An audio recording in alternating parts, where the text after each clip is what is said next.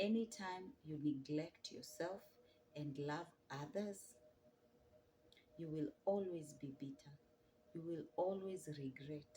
You will always feel like you're doing too much. Hello, Mirembe Mwesi, Mirembe Handi. Welcome to Nabwire Chesa TV, where humility plus simplicity equals authenticity. My name is Mildred Chesa. I am a life, marriage, and relationship coach by experience and a broadcast journalist by profession. On today's topic, we delve into the Bible. And today we go to the book of Matthew, chapter 22, verse 39. It says, "Love your neighbor as you love yourself." Many times that verse is taken out of context, and many people do not really understand what it means because they only pick the first part of it and forget the second part, which is the most important. Love yourself. You cannot give what you do not have. In a nutshell, that's what Jesus meant.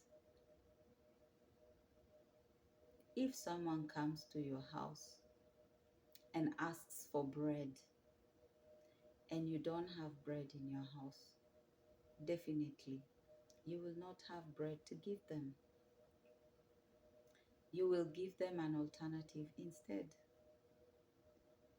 And if they really just wanted bread, they may decline and say, "Oh, I just wanted bread.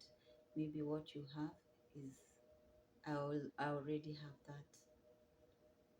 Or they will take what you have, but they will not feel good about it because they really wanted bread. And that's what it means.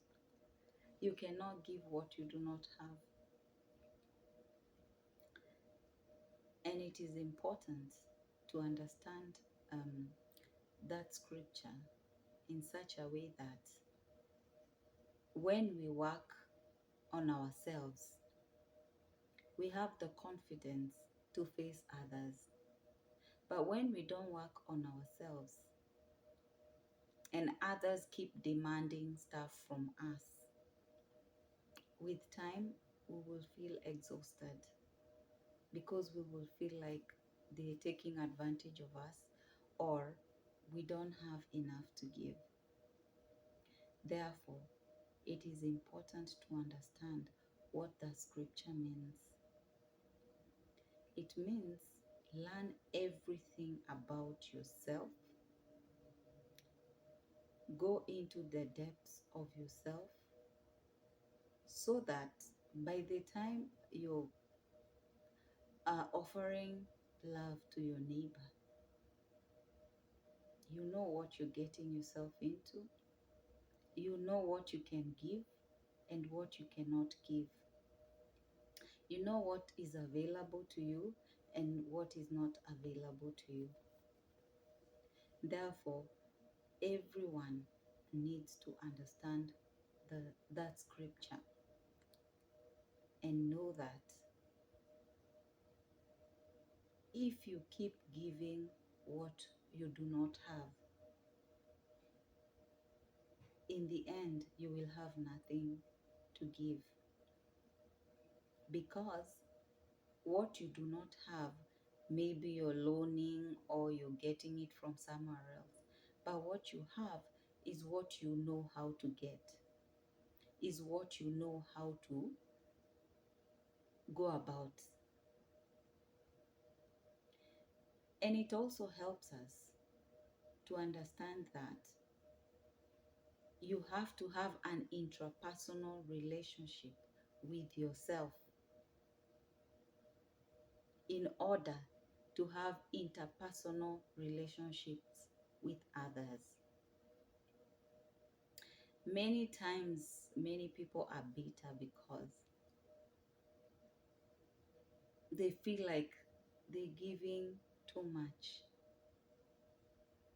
But the problem is they are giving everybody because they don't even know themselves. They don't even love themselves. They don't know who to give what. But if you learn how to have a relationship with yourself, you will know your weaknesses, you will know your strengths, and therefore you will know who to give what and who not to give what. So, and by the time you're giving, you will know that there is a limit to giving so that you also have enough for yourself. Because sometimes when we read such scriptures, we think it is just about giving everything and you just are there with nothing. That is not what it means. It means when you give what you have to give and make sure that there is enough for yourself. And once you have enough for yourself, you will not be begrudging whatever you gave. Because when you look around, you will still have more for yourself. People begrudge because they give everything out there and then they remain empty because they have not established themselves enough to give what is surplus. They give what they should have been using to everybody else. And then they remain with a cup empty. And when it's empty, they find out that the people they were giving to are not willing to give back. And that's where the begrudging starts. But if you understand what Jesus meant, that you love yourself, you love your neighbor as you love yourself, it means you do not deny yourself. You do not put yourself aside. You do not empty yourself to benefit everybody else while you remain high and dry. That way, you will never enjoy loving. You will never enjoy giving. And if you understand having that intra-relationship with yourself, when you meet people who want to just take and take and take and take, because you have understood that concept of giving surplus, you will be able to put boundaries. You will be able to put limits, and you will be able to make them understand that I can give up to this level. Past this, I cannot give. And that way, you are taking care of yourself as you're taking care of them. And if they do not appreciate your boundaries or whatever you have put in place to also protect yourself, you will not begrudge yourself because you will know that you are there for them as you are there for yourself. So it is up to them to appreciate the little or the more you can give to your standard, to your limits, to your boundaries. And therefore, if we do not understand that um, aspect of loving your neighbor as you love yourself, you will keep giving, you will keep giving, and you will keep complaining, going back to God and saying, why is it that I give, but I gain nothing? And you said we should love our neighbor. But in the real sense, it is you who is taking the scripture out of context. You are not taking your time to understand the scripture and what it really means from deep. You will meet people who will take advantage of you because you are a giver, because you are loving, because you are understanding, because you're kind, because you have emotional intelligence, you are empathetic, you're all those things. You will find people who will really take advantage of you. But if you have understood that you give yourself first before you give others, you will never find yourself in a situation where you feel like the scriptures are not right to say what they say, because you will have understood that the scripture does not want you to deny yourself, to neglect yourself. In fact, the scripture wants you to take care of yourself first. By the time you're taking care of others, you're also in a good place. Therefore, Jesus said, love your neighbor as you love yourself. Do not love your neighbor and neglect yourself. Anytime you neglect yourself and love others, you will always be bitter. You will always regret. You will always feel like you're doing too much. But if you love yourself, you will know the limits. You will know that you also need as they need.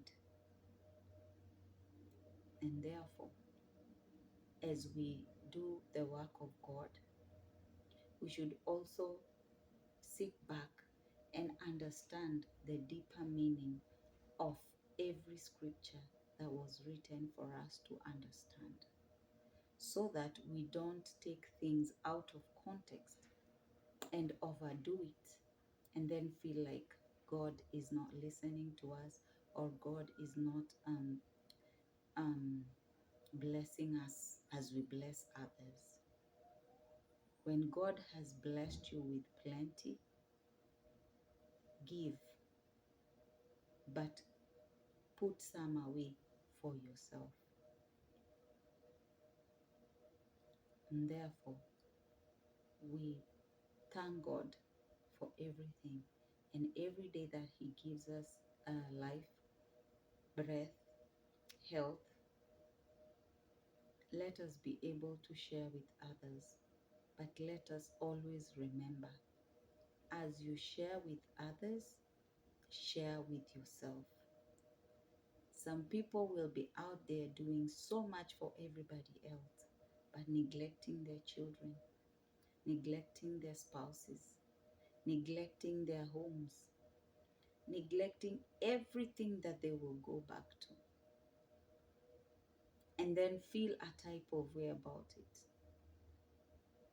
You first start with you, and then you spread to other places. Never neglect yourself so that you can do it to other people. Make your home happy. Make your home blossom. Make yourself happy. Make yourself blossom. And when you go out there, it will radiate to others, and you will remain with some for yourself. And that was all for today. Until next time, keep it simple. Remember to share, like, comment, subscribe, and hit that notification button so that every time we upload a video, you will be notified. Kwaheri.